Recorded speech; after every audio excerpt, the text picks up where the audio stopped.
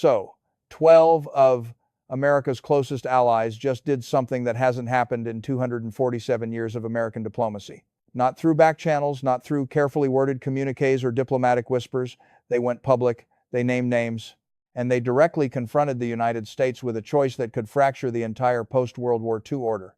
Hit subscribe right now, because what happened in Brussels over the last 72 hours is going to fundamentally reshape how the world sees American power, and it started with a single phone call that no one was supposed to hear. Let me walk you through exactly what happened, because the full story is more consequential than anything being reported. The recorded call. It began 3 weeks ago in a secure conference room at NATO headquarters. According to 4 sources with direct knowledge of the meeting, Allied defense ministers had gathered for what was supposed to be a routine coordination session on Eastern European security. Standard agenda, standard participants. But 47 minutes into the meeting, the American Defense Secretary received a call. The room was equipped with secure communications protocols. Conversations in that space are classified top secret, sensitive compartmented information. There are no recordings. There are no leaks. Except someone was recording. Not a foreign intelligence service, not a whistleblower. The call was being recorded by the White House itself as part of what sources describe as an internal accountability system implemented after previous diplomatic incidents. And what was captured on that recording has now been heard by the leaders of Britain, France, Germany, Japan, South Korea, Canada, Australia, Poland, the Netherlands, Norway, Denmark, and Sweden. Here's what they heard. The American Defense Secretary, in real time, being ordered to walk back security commitments that had been made just hours earlier, not to modify them, not to clarify language, to reverse them entirely. The justification given on the call, according to 2 officials who've heard the recording: we need leverage for the trade deal. Think about what that sentence means.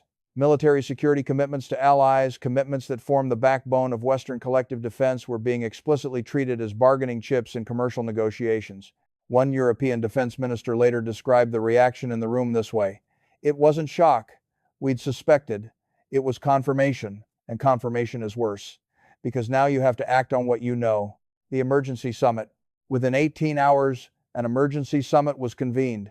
Not a NATO meeting. NATO includes the United States.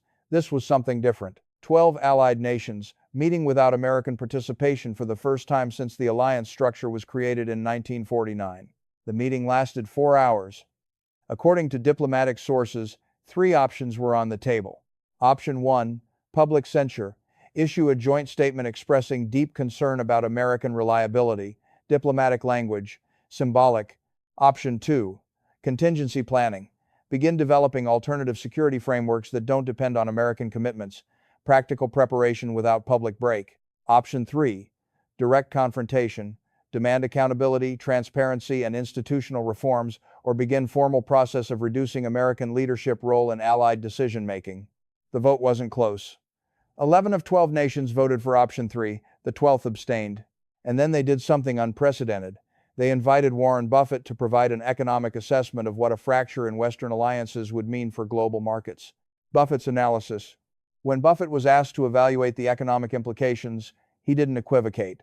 According to sources in the meeting, he said this: the foundation of every market valuation, every long-term investment decision, every assumption about global economic stability for the last 75 years has been the reliability of American alliance commitments, not American military power reliability. You can price in strength or weakness. You cannot price in unpredictability. What you're describing isn't a policy shift. It's the evaporation of the single most valuable intangible asset in the global economy, institutional trust. He went on to quantify what that means. If Western allies begin building separate security infrastructure, separate financial systems, separate supply chains, not because of strategic disagreement but because of trust breakdown, you're looking at a permanent 20% reduction in global economic efficiency. That translates to approximately $18 trillion in lost economic output over the next decade. Not a recession, not a crisis, a permanent structural reduction in global prosperity. One minister in the room asked, "Is there a historical precedent?" Buffett's response: yes, 1914. When institutional trust collapsed in Europe, it took 2 world wars and 50 million deaths to rebuild it. Markets didn't recover to 1914 levels until 1954. That's when the tone in the room changed. The confrontation. The Allied leaders decided to present their demands directly, not through diplomatic channels, not through a formal summit. They requested a secure video conference with the President of the United States, and they made clear that all 12 leaders would be on the call simultaneously. The call took place 72 hours ago. According to 3 sources familiar with the conversation, the Japanese Prime Minister spoke first. He laid out the recording, he explained what allies had heard, and then he said this: "For 7 decades, American leadership has been predicated on a simple promise, that the United States treats alliance commitments as sacred, not transactional. What we heard on that recording isn't a policy we disagree with. It's evidence that the promise itself no longer holds. We're not here to negotiate, we're here to ask whether you understand what's at stake." The German Chancellor spoke next. She was specific.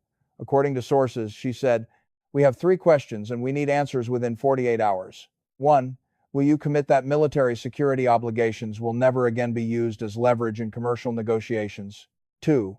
Will you allow Allied representatives to participate in future calls where security commitments are discussed? 3. Will you implement institutional safeguards to ensure treaty obligations cannot be unilaterally reinterpreted for economic gain?" Then the Polish president made the stakes explicit.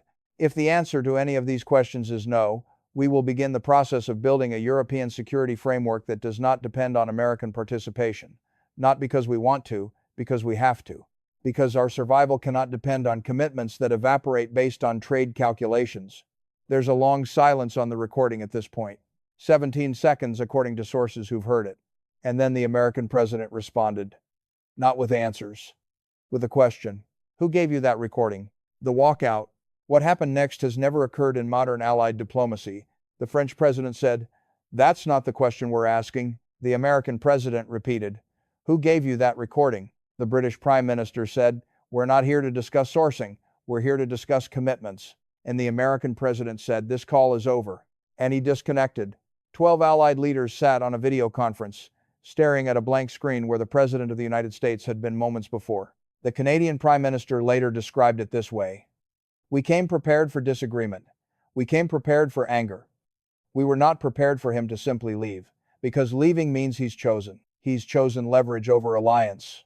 And once that choice is made, everything else follows." The resolution. 6 hours after that call ended, the 12 Allied nations issued a joint resolution. Not a statement, a resolution language typically reserved for binding multilateral agreements. The key paragraph. Asterisk. The undersigned Allied nations recognize that the foundation of collective security is mutual reliability. When reliability is compromised, security is compromised.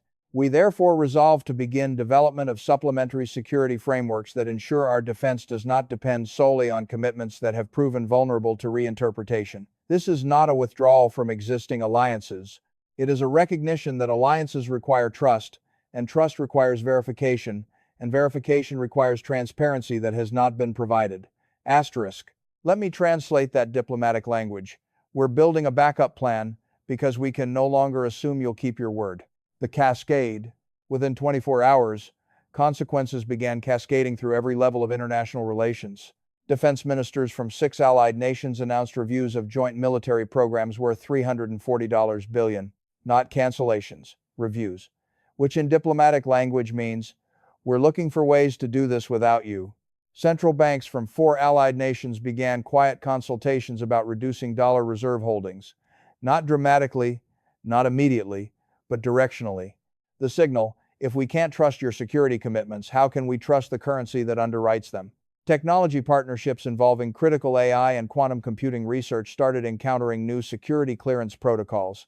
Translated, we're not sure we want to share cutting-edge research with partners who might trade it away.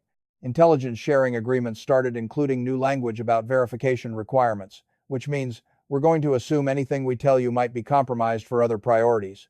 None of these are breaks. They're all adjustments. Small recalibrations based on reduced trust. But here's what Buffett explained to markets in a subsequent interview. Institutional trust isn't binary, you either have it or you don't. It's cumulative. Every small recalibration creates friction. Friction creates cost. Cost creates inefficiency. And inefficiency, when it's systematic and permanent, is indistinguishable from economic decline. He estimated that the adjustments announced in just the first 24 hours represent approximately $60.80 billion in annual added costs to Western economies, not from conflict, from friction, from the need to verify what used to be assumed. Multiply that across decades, and you're looking at the slow-motion restructuring of the entire global economic order. The pattern. But here's what makes this moment different from previous transatlantic tensions. This isn't about policy disagreement. Allied leaders have disagreed with American presidents before on Iraq, on trade, on climate policy. Those were disputes about what to do. This is about whether commitments mean what they say. According to a senior European diplomat, we've war-gamed every scenario: Russian aggression, Chinese expansion, Middle East chaos. We never war-gamed. What if America treats defense treaties like corporate merger agreements, subject to renegotiation based on quarterly priorities? Because once you introduce that variable, everything becomes uncertain, and uncertainty is the enemy of every long-term strategic calculation. One defense analyst explained it this way: deterrence depends on adversaries believing your red lines are real, but if your allies don't believe your red lines are real, why would your adversaries? That's the strategic crisis. Not that America is weak, that America might be unreliable. And unreliability is worse than weakness, because you can plan around weakness. You can't plan around unpredictability. The White House response. The White House response to the Allied resolution has been, according to 4 administration officials, chaotic. Multiple contradictory statements have been drafted and then pulled back. 3 different senior officials have been authorized to speak on the issue, then had that authorization revoked. 2 entirely different explanations for the recorded call have been circulated internally, one claiming it was taken out of context, another claiming the defense secretary misunderstood the directive. But no one has answered the 3 questions the Allies actually asked. And that silence is doing more damage than any explanation could repair. One Republican senator who was briefed on the situation said this: I asked, "What's our response?" And the answer I got was, "We're still determining what response plays best domestically, not what's true, not what reassures allies, what plays best domestically." That's when I realized we've lost the plot entirely. The historical parallel. There's one historical parallel that keeps coming up in conversations with diplomatic historians, and it's chilling. In 1938, Britain and France had a mutual defense treaty with Czechoslovakia. When Germany demanded the Sudetenland, Britain and France negotiated the Munich Agreement, trading Czech territory for a promise of peace. The treaty with Czechoslovakia wasn't formally renounced, it was just reinterpreted based on other priorities. 1 year later, Germany invaded Poland, and World War II began. But the lesson wasn't that appeasement failed. The lesson was that once Allies saw that British and French commitments could be reinterpreted based on convenience, every single security calculation in Europe changed. Poland didn't trust the Anglo-French guarantee in 1939. They accepted it because they had no alternative, but they didn't trust it. And they were right not to. That's the world we're potentially returning to. Not because of weakness, because of unreliability. The economic translation. When financial analysts talk about this situation, they use a specific term: trust premium erosion. For 75 years, American alliance commitments carried what economists call a trust premium, a reduction in risk that made every economic calculation more favorable. Businesses invested more because security was assumed. Trade flourished because protection was assumed.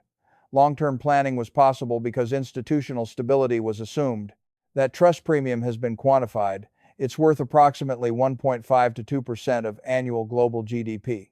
About $2 trillion per year in economic activity that exists only because institutional trust reduces uncertainty. What happens when that trust premium erodes? According to economic modeling, presented to G7 finance ministers last week, every 10% reduction in the trust premium translates to approximately $200 billion in annual lost economic activity. Not from sanctions, not from conflict, from increased caution. Businesses delay investments. Governments increase defense spending to compensate for uncertain allies. Supply chains get redesigned for security rather than efficiency. Capital flows shift toward safer but lower return assets. Death by 1,000 cuts, each one small, all of them permanent. The stakes.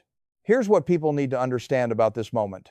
The American-led international order isn't held together primarily by military power or economic dominance. It's held together by institutional reliability, by the assumption that when America makes a commitment, that commitment will be honored regardless of who's in office or what's politically convenient. That assumption is now in question, not because of what America has done, because of what Allied leaders now believe America might do. And in international relations, anticipated unreliability is just as destabilizing as actual betrayal. One former NATO Secretary General put it this way: We've spent 75 years building a system where wars between great powers are unthinkable. Not impossible, unthinkable, because the costs are clear and the commitments are reliable. The moment commitments become unreliable, wars stop being unthinkable, they start being contingencies, and the moment they're contingencies, the probability goes from near zero to merely low. That's the difference between the world we have and the world we had in 1914. What happens next? The Allied nations gave the United States 48 hours to respond to their 3 questions. That deadline passed 14 hours ago. No response has been provided.